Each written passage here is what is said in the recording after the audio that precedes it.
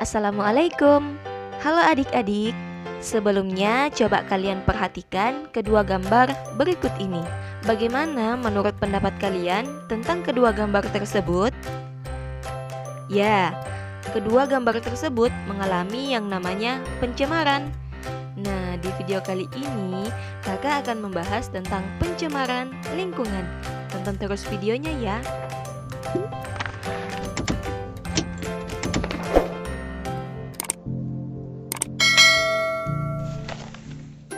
Berbicara tentang pencemaran lingkungan, hal yang perlu kita ketahui adalah apa sih itu pencemaran lingkungan?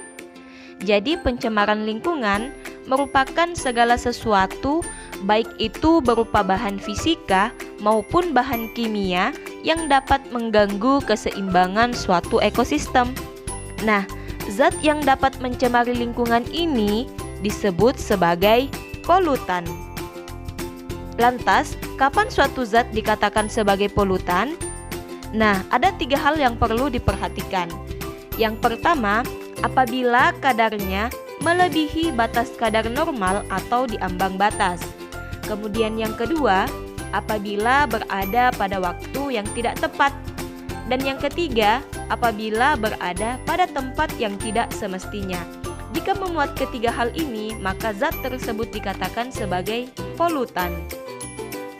Jadi, pencemaran lingkungan yang disebut juga sebagai polusi menurut Undang-Undang Pokok Pengelolaan Lingkungan Hidup Nomor 4 Tahun 1982 merupakan masuknya atau dimasukkannya makhluk hidup, zat energi atau komponen lainnya ke dalam suatu lingkungan. Hal ini menyebabkan adanya perubahan tatanan lingkungan oleh kegiatan manusia atau oleh proses alam sehingga kualitas lingkungan menurun sampai pada tingkat tertentu yang menyebabkan lingkungan menjadi kurang atau tidak dapat berfungsi sesuai dengan peruntukannya. Pencemaran lingkungan dibagi ke dalam 3 kelompok.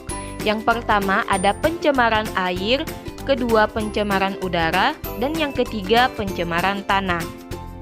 Untuk lebih jelasnya, yuk kita bahas satu persatu. Yang pertama ada pencemaran air. Untuk pencemaran air ini merupakan suatu kondisi di mana masuknya makhluk hidup, zat energi, atau bahkan komponen lain ke dalam air. Akibatnya, kualitas air akan menurun sampai pada ke tingkat tertentu yang menyebabkan air tidak dapat berfungsi lagi sesuai dengan peruntukannya. Nah, ada beberapa faktor yang menyebabkan pencemaran air. Yang pertama ada limbah industri. Limbah industri ini dapat berupa limbah organik seperti limbah pabrik tekstil atau bahkan limbah pabrik kertas yang akan menimbulkan bau. Kemudian, yang kedua ada limbah rumah tangga. Bukan hanya di limbah rumah tangga saja, melainkan di rumah sakit, rumah makan, pasar, perkantoran, dan sebagainya.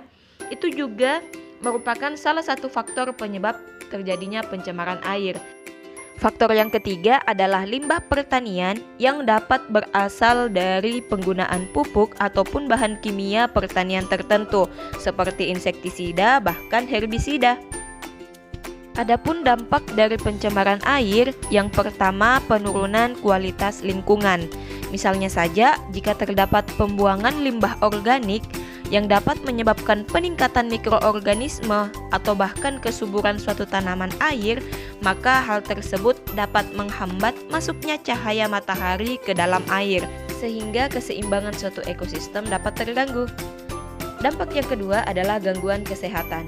Air limbah yang tidak dikelola dengan baik itu akan menimbulkan berbagai macam penyakit.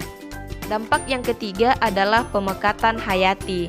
Hal ini diakibatkan apabila suatu perairan tercemar oleh bahan beracun, sehingga bahan beracun tersebut dapat meresap ke dalam tubuh alga atau bahkan mikroorganisme lainnya yang dapat memberikan dampak negatif bagi makhluk hidup.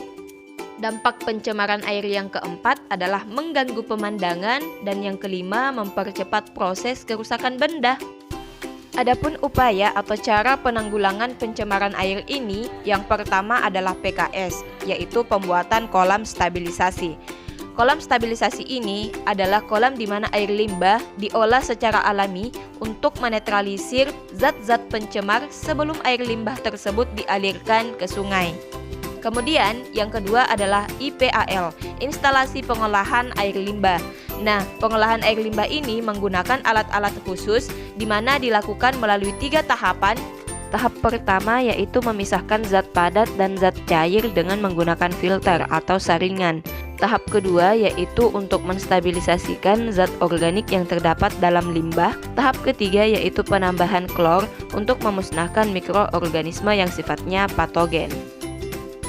Adapun upaya atau cara penanggulangan pencemaran air yang ketiga yaitu dengan 4R. Yang pertama adalah recycle atau pendaur ulangan untuk sampah yang dapat terurai. Kemudian yang kedua adalah reuse atau penggunaan kembali yaitu untuk sampah yang tidak dapat terurai. Yang ketiga adalah reduce yaitu melakukan pengurangan bahan atau penghematan. Dan yang keempat adalah repair, yaitu melakukan pemeliharaan. Kemudian yang kedua adalah pencemaran tanah. Pencemaran tanah merupakan kondisi di mana permukaan tanah telah tercemar oleh suatu zat yang dapat mengendap sebagai zat kimia yang sifatnya beracun. Faktor penyebab pencemaran tanah ini dapat berupa limbah kosmetik, kemudian limbah industri dan juga limbah pertanian. Sehingga pencemaran tanah ini juga memiliki dampak seperti adanya gangguan kesehatan, mengganggu pemandangan, penurunan hasil pertanian, bahkan gangguan ekosistem. Adapun upaya atau cara penanggulangan pencemaran tanah, yang pertama dengan remediasi. Remediasi ini merupakan kegiatan untuk membersihkan permukaan tanah yang telah tercemar. Nah, ada 2 jenis remediasi. Yang pertama secara in situ atau on-site, yaitu pembersihan secara langsung di lokasi. Kemudian yang kedua adalah pembersihan secara ex situ atau off-site, yaitu menggali tanah yang telah tercemar kemudian dibawa ke daerah yang aman. Selanjutnya, tahap yang kedua adalah bioremediasi. Bioremediasi ini merupakan proses pembersihan pencemaran tanah dengan menggunakan mikroorganisme, baik itu jamur ataupun bakteri. Tujuannya untuk memecah atau mendegradasi zat pencemar menjadi bahan yang kurang beracun atau tidak beracun sama sekali.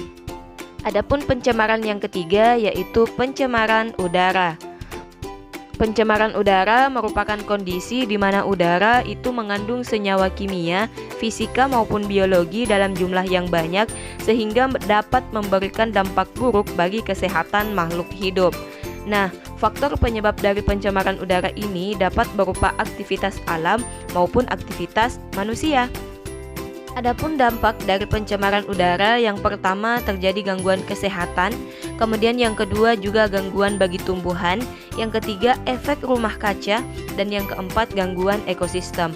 Untuk efek rumah kaca ini nanti akan dibahas lebih jelas di bab selanjutnya.